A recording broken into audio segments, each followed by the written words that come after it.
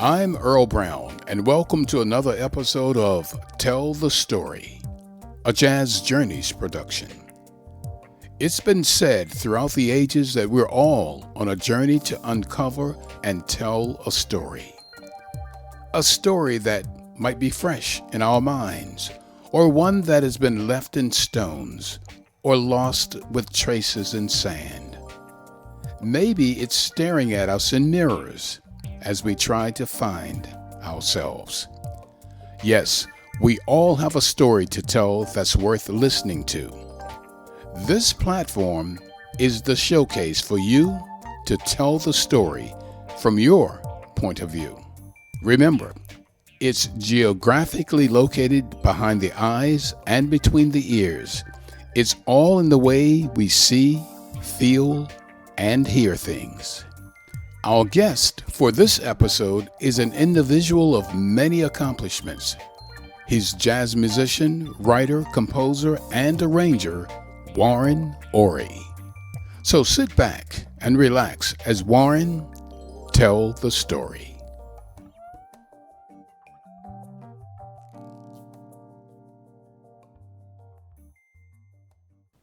I've been in this game a long time, but I got started in an unconventional way, you might say.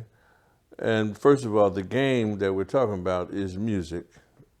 And I was not someone who played music as a child.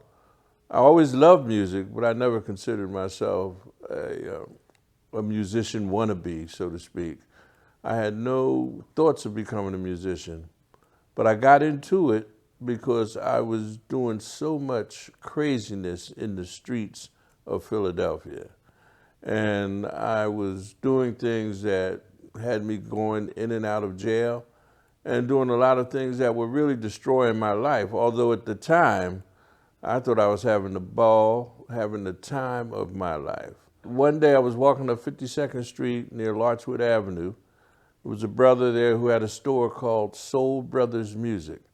He sold records, he sold music sheets, and he had a piano in there. And as I was walking past his store one day, which was at 52nd and Larchwood, I heard this piano. Now, like I said, I always loved music, so I went and just stood in the doorway.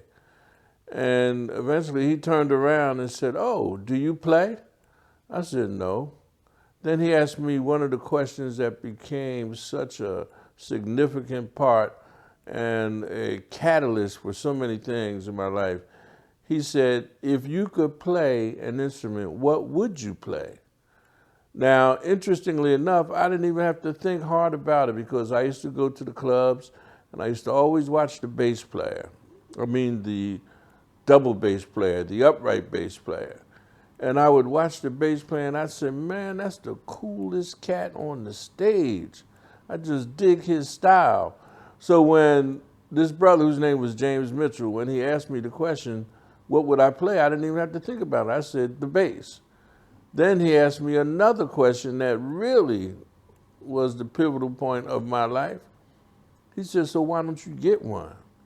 Now, mind you, I'm 24 years old, just out of prison, crazy in the streets. So when he said, "Why don't you get one?" I was like, "Man, you act like I'm just gonna go down the store and get some chewing gum or something. I wouldn't even know how to get one." And he looked at me for a long time. And he said, "Well, I guess you're scared."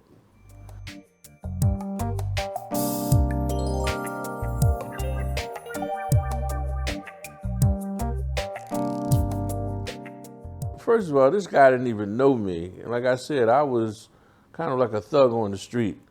Now, but he never acted like he was intimidated by me or anything. And so I said, "Get one?" He said, "Well, I guess you're scared. I guess you don't want to play." So I left and I went home. I was living at the time at 49th in Baltimore. I had an apartment there. And I went home and I thought about this guy and what he was saying to me. So about 2 weeks later, I went back to the store and he was there still playing.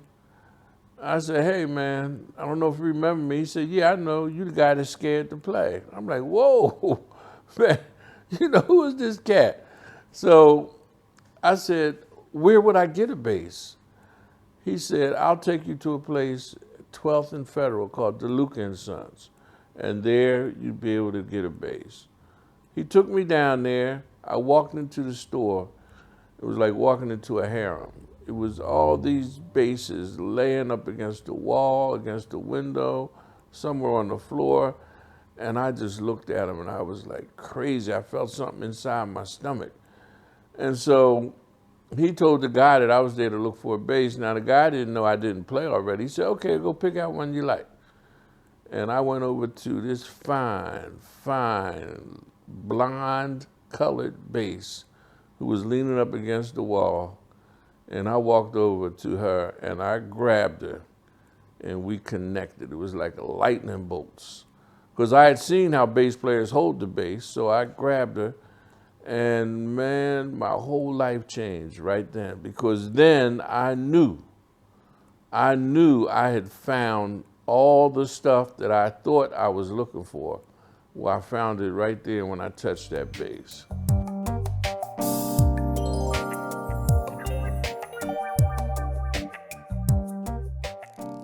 Right away, I said, well, how much is it and whatever. He told me the price. He said, well, you can leave a deposit on it and pay on it, and eventually you take it home. Eventually, about a month later, I was able to take her home.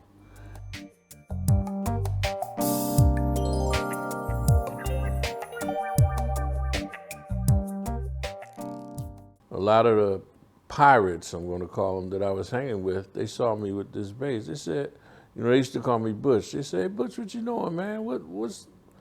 I said, man, I'm going to play the bass. And they were like, man, get out of here. How you going to play the bass? You ain't never had no music. I said, look, I'm going to do it. And see, I didn't really care what they thought because they didn't know how I felt. And one of the cats who was real close to me, Moose, he said, okay, look, man, between me and you, what are you really going to do? He said, I know you must be up to some kind of scheme with this bass. I said, no, man, it ain't no scheme. I'm going to do this. I'm going to play this bass. And he was looking at me. He says, oh, man, I don't believe it. So anyway, I didn't care what they thought. I took the bass upstairs in my apartment on Baltimore Avenue, and I bought all of these books, all of these bass books, and I just started practicing with the books, started playing with records. And the more I played her, the better I felt.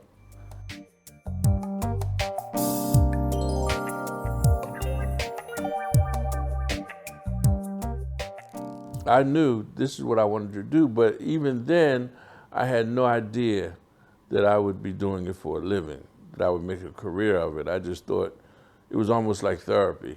Just when I touched her, it just felt so good. And so what happened is I became so serious about the bass that I would not have anything or let anything supersede my pleasure, my activity with the bass. And I got tested a few times. One of the big tests came when some of those same pirates, I was still halfway hanging with them now, came up to my apartment and they sat down and they pulled out some guns, some new guns. Back then, it was like 9mm, 32s, automatics. And they put them on my coffee table. They said, come on, Butch, we're getting ready to go over Camden and take care of some business.